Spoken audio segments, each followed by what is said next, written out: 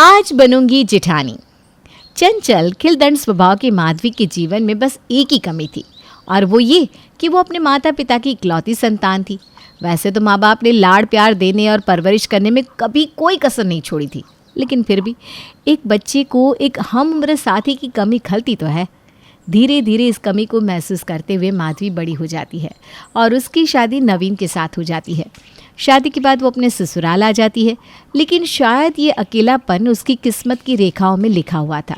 ससुराल में भी नवीन अपने माता पिता का इकलौता बेटा था, इसलिए यहाँ भी ननद देवरानी जेठानी के प्यार छेड़छाड़ और मनुहार से वो दूर ही रही। माँ के घर तो फिर भी मम्मी से मैं हंस बोल लेती थी, अपने मन की बातें कर लेती थी, लेकिन ससुराल में तो मुझे बहुत ही अकेलापन महसूस होता है। शायद माँ जी भी ऐसे ही अकेलापन महसूस करती होंगी। क्यों ना मैं माँ जी को ही अपनी सहेली बना लूँ। अपने अकेलेपन को दूर करने के लिए माधवी अब अपनी तरफ से भरपूर कोशिश करती कि वो अपनी सास दामिनी के साथ अच्छे संबंध रखे। वो सास के साथ समय बिताती, उनके साथ बातें करती, लेकिन माधुरी की सास दमयंती एक कड़क स्वभाव की महिला थी। उन्हें बहू का अपने साथ बैठ कर यूँ बातें करना और हंसना कभी भी फूटी आँख नहीं सुहाया। धीरे धीरे माधवी को ये बात समझ में आ गई कि ससुराल ससुराल ही होता है और सास माँ की जगह कभी नहीं ले सकती। सास के रवैये को देख माधवी धीरे धीरे सिमटने लगी और धीरे धीरे वो भी गृहस्थी में पूरी तरह से रम गई। शादी के कुछ सालों बाद पता नहीं भगवान ने किस नक्षत्र में मेरी कुंडली बनाई थी, ऐसा लगता है अकेलापन कभी मेरा पीछा नहीं छोड़ेगा। जिस तरह मैं अपने माता पिता की इकलौती संतान थी, वैसे ही मेरा बेटा नमन भी इकलौता ही रह गया। मेरी लाख कोशिश करने के बाद भी भगवान ने मुझे दूसरी संतान नहीं दी।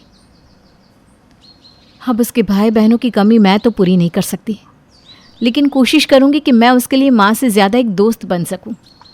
इकलौते बेटे की ज़रूरत से ज़्यादा पैम्परिंग करने के कारण नमन का स्वभाव बहुत ही गुस्सैल और झगड़ालू टाइप का हो गया था।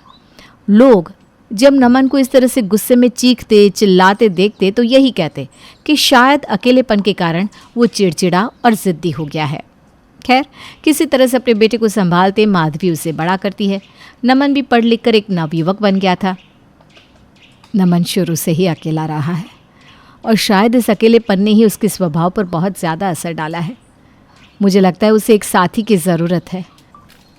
उसे एक हम उम्र साथी मिल जाएगा तो शायद उसका गुस्सा और चिड़चिड़ापन भी कम हो जाए। ऐसा सोचकर माधुरी अपने बेटे नमन की शादी सुप्रिया नाम की एक प्यारी सी लड़की से करवा देती है। शादी के बाद, अरे सुप्रिया, ये क्या तरीका हुआ? तुम यहाँ पर हाथ रखकर बैठी हो और मेरी माँ रसोई में काम कर रही है। तुम्हें शर्म नहीं आती? तुम्हारे होते हुए मेरी माँ को काम करना पड़ रहा है। ऐसी बात नहीं है नमन, मैं आज ही तो शादी करके इस घर में आई हूँ। ऐसे माँ जी से पूछे बिना मैं कैसे रसोई में जाकर कुछ भी बना सकती हूँ। मेरे मायके में शादी के बाद कुछ रस्में होती हैं, उसके बाद ही नई बहू कोई भी काम शुरू करती है। ये काम चोरी के बहाने मुझे मत सुना। और ये तुम्हारा मायका नहीं है। आगे से तुम मुझे काम करती हुई और माँ बिस्तर पर आराम करती मिले तो ज़्यादा अच्छा होगा।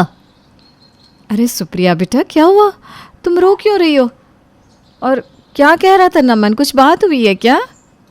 कुछ नहीं माँ जी, आपके बेटे ने पहले दिन ही मेरा धूमधाम से स्वागत किया है। ये स्वागत मैं कभी नहीं भूलूंगी। अरे बेटा, लेकिन हुआ क्या? मुझे चिल्लाने की आवाज़ आई। तुम पर चिल्ला रहा था क्या नमन? माँ जी, आपके बेटे को लगता है कि मैं कामचोर हूँ, इसलिए मैं यहाँ बैठकर आराम कर रही हूँ और आप काम कर रही हैं। उन्होंने मुझे कहा मुझे शर्म आनी चाहिए कि मेरे होते हुए आप काम कर रही हैं। अरे बावला हो गया क्या ये लड़का? बहू अभी डोली से उतरी है और ये चाह रहा है कि आते ही वो घर के कामों में लग जाए। तू ना उसकी बातों को मन से ना लगाना बेटा। तुझे अभी काम करने की कोई ज़रूरत नहीं है। तू आराम से बैठ। जब तक तेरे सुंदर हाथों में मेहंदी लगी है तो बस मेरे साथ बैठकर बातें करना। काम की चिंता करने की कोई ज़रूरत नहीं है। बहुओं को तो सारा जीवन काम में ही बिताना होता है, कहाँ आराम मिलता है। अभी 2-4 दिन कर ले आराम बेटा। सास की मीठी मीठी बातों से सुप्रिया के मन को बहुत सुकून पहुंचा था, लेकिन फिर भी ससुराल में पहले दिन पति से इतनी कड़वी बातें सुनने के बाद रह रहकर सुप्रिया की आंखों से आंसू गिर रहे थे। अगले दिन सुप्रिया सोफे पर बैठी हुई अपनी सास के साथ बातें करते हुए टीवी देख रही थी। तभी दूसरी तरफ से नमन आता है। सुप्रिया, तुम्हारी माँ ने कुछ भी सिखा कर नहीं भेजा क्या तुम्हें? अरे मेरी माँ के साथ बैठकर टीवी देखने की हिम्मत भी कैसे हुई तुम्हारी? अगर माँ सोफे पर बैठी हुई है तो तुम्हें ज़मीन पर बैठना चाहिए था। तुम मेरी माँ के बराबर हो क्या, जो तुम उनके बराबर में बैठी थी? मुझे नहीं पता था नमन, पढ़े लिखे होने के बाद भी तुम्हारी सोच इतनी छोटी होगी। अरे माँ जी मेरी माँ की तरह है, अगर मैं उनके साथ बैठकर टीवी देख भी लूँ तो इसमें बुराई क्या है? मैं घर की बहू हूँ या नौकरानी जो मैं परिवार वालों के साथ बैठ नहीं सकती? अगर तुम्हें इसी तरह से जुबान लड़ानी है ना तो मैं तुम्हारे साथ नहीं रह पाऊंगा। अगर मेरे साथ रहना है तो मेरे हिसाब से रहना होगा। सुप्रिया अपने रिश्ते को बिखरते हुए नहीं देखना चाहती थी, इसलिए अब वो पति के अनुसार ही खुद को ढालने की कोशिश करने लगी थी। सास माधवी को देखकर अब सुप्रिया बिल्कुल सहम जाती। दिन भर अकेली घर के काम में जुटी रहती। सास के सामने ना कभी ऊंची आवाज़ में बात करती, ना ही उनके बराबर स्थान पर बैठती। सुप्रिया के ऐसा करने से अब नमन सुप्रिया से खुश रहने लगा था। बहू का व्यवहार कुछ बदला बदला सा लगता है। जैसे शुरुआत के दिनों में वो हंसती खिलखिलाती दिखाई देती थी, अब वो बात नज़र नहीं आती। मुझे देखकर जाने क्यों भाग खड़ी होती है। ना कभी सही से बात करती है, ना मेरे साथ बैठकर टीवी देखती है। कुछ बात पूछो तो बस हाँ या ना में गर्दन हिला देती है। अरे कितने अरमानों से शादी करके बहू लाई थी मैं। सोचा था बचपन से जिस साथ के लिए तरस रही हूँ, शायद वो साथी मुझे मेरी बहू में मिल जाए। और मैं नहीं चाहती कि जिस अकेलेपन को मैंने जीवन भर महसूस किया, मेरी बहू भी महसूस करे। आदमियों का क्या है, वो तो सुबह सुबह बैग उठाकर दफ्तर के लिए निकल पड़ते हैं। दफ्तर में उनके सहकर्मी मिलते हैं जिनके साथ हंसते बोलते उनका दिन बड़ी आसानी से निकल जाता है। लेकिन एक औरत तो घर में ही बंद होकर रह जाती है। वो चाह कर भी अपनी जिम्मेदारियों को छोड़कर घर से बाहर निकल नहीं पाती। अगर उसे घर के अंदर ही कोई दिल की बातें बांटने वाला ना मिले तो ये अकेलापन धीरे धीरे कुंठा में बदलने लगता है। और शायद यही वजह है कि बहू अब बुझी बुझी सी रहने लगी है। लेकिन मैं ऐसा क्या करूं कि बहू मेरे साथ खुल जाए। अरे भाई सुप्रिया, अब तो खुश होगी तू। अब बहू जो आ गई है घर में, तुझे तेरे अकेलेपन का इलाज तो मिल गया है। अब दोनों सास बहू खूब गप्पे लड़ाना, साथ में शॉपिंग करना, खूब मज़े करना।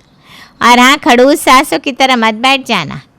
जिस दोस्त के लिए तू जीवन भर से तरस रही है ना, ये समझ ले वो दोस्त तेरी बहू के रूप में अब तेरे घर में आ गया है। तू ठीक कह रही है मनु। मैं तो खुद चाहती हूँ कि मेरी बहू मुझे सास नहीं अपना दोस्त समझकर अपनी मन की बातें मेरे साथ करे, घूमे फिरे। लेकिन जाने क्यों मेरी बहू तो गुमसुम सी रहती है। क्या करूँ, कुछ समझ में नहीं आता। अरे माधवी, तो उसकी सास है और सास बहू में पूरी एक जनरेशन का गैप होता है। अब इतना आसान भी तो नहीं ना इस नई जनरेशन के बच्चों का हमारे साथ मिक्सअप होना। लेकिन एक आइडिया है, अगर तू थोड़ी सी मॉडर्न हो जाए ना तो शायद बहू तेरे साथ फ्रैंक हो जाए। माधवी, ये तूने बहुत अच्छा आइडिया दिया। तू ठीक कहती है। अरे मेरे जैसे हुलिये वाली सास को देखेगी तो वो तो बेचारी मुझे वही खुसट बुढ़िया समझने लगेगी ना। मुझे सबसे पहले अपना हुलिया चेंज करना होगा। अगले ही दिन जाकर माधवी अपनी लंबी चोटी को कटाकर कंधे तक बाल कटा लेती है और अपने बालों की सफ़ेदी छिपाने के लिए उन पर गोल्डन ब्राउन कलर करा लेती है। चलो, बाल तो मॉडर्न हो गए, लेकिन बस अब कपड़े और ख़रीदने होंगे। माधवी बाज़ार जाकर अपने लिए कुछ मॉडर्न ड्रेसेस खरीदती है और साथ में हाई हील सैंडल भी ले लेती है। माधवी बाज़ार में अभी शॉपिंग कर ही रही थी कि बहू का फ़ोन आता है। हाँ बेटा, क्या बात है? वो मम्मी जी आपसे कुछ पूछना चाहती थी। अरे बेटा बोल ना, क्या बात है, इतना संकोच क्यों करती है?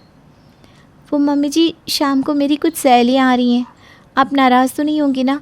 मैंने उन्हें टालने की काफ़ी कोशिश की, लेकिन वो अचानक से ही आने के लिए कहने लगी।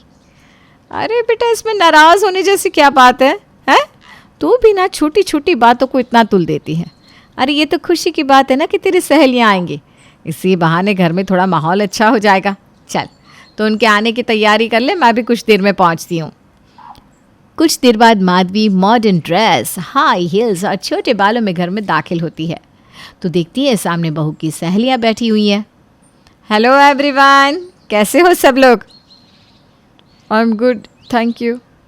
ओके, मैं थोड़ा फ्रेश होकर आती हूँ, तुम लोग बातें करो। माधवी के जाने के बाद, अरे यार, तू तो कह रही थी तेरी ना कोई देवरानी जेठानी है ना ही ननद, फिर ये कौन थी?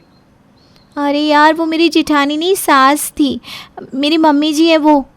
क्या बात कर रही है यार, सास इतनी मॉडर्न भी होती है क्या? इतने मॉडर्न कपड़े, कलरफुल बाल, हाई हील्स। तेरी सास की तो जलवी ही अलग है। मुझे तो ये तेरी सास कम जेठानी ज़्यादा लग रही है। तभी माधवी फ्रेश होकर हॉल में आती है। कैसी तबीयत है माँ जी आपकी? अरे भाई मुझे माँ जी बाजी मत कहो, मैं अभी इतनी बूढ़ी नहीं हूँ। वो तो मेरी शादी ही 13 साल में हो गई थी, वरना मेरी इतनी एज नहीं है जितना तुम समझ रहे हो। मैं तो तुम्हारे दोस्त की तरह हूँ, तुम मुझे माधवी दीदी कह सकती हो, मुझे कोई दिक्कत नहीं है।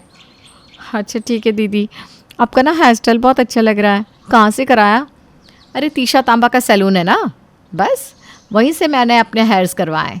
और ये देखो मेरा नेल एक्सटेंशन कैसा लग रहा है, अच्छा लग रहा है ना? ये भी मैंने वहीं से कराया। तुम लोग भी ट्राई करो, बहुत अच्छा सैलून है उसका। अच्छा अगर चलना हो तो बता देना, कंपनी देने के लिए मैं भी साथ चल सकती हूँ। वैसे सच बताऊँ तो आप लगती नहीं सुप्रिया की सास, ऐसा लगता है आप उसकी जेठानी होंगी। तो ठीक है ना, आज से मैं इसकी जेठानी हूँ, सास नहीं।